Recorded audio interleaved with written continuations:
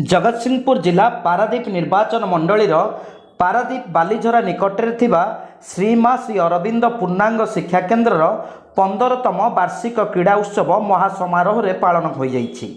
आज उद्घाटन उत्सव रे मुख्य अतिथि भावे Paradip इफ्कोर senior general manager Vijay Kumar Parida और सम्मानित अतिथि भावे प्रसन्न कुमार बेहेरा, अनुष्ठान सभापति हेमंत कुमार दास, उपदेष्टा प्रभात कुमार नंदी प्रमुख पिलामानक शारीरिक विकास क्षेत्र में क्रीड़ा जे एकांत आवश्यक एप्रति मंतव्य प्रदान करथिले।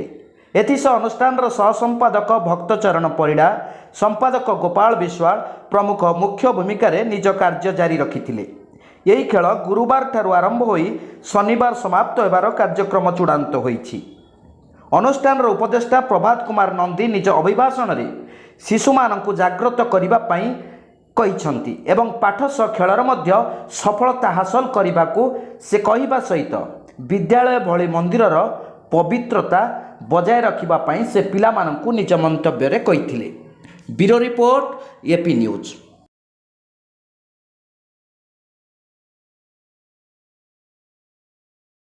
मोर जते असुविधा थे मु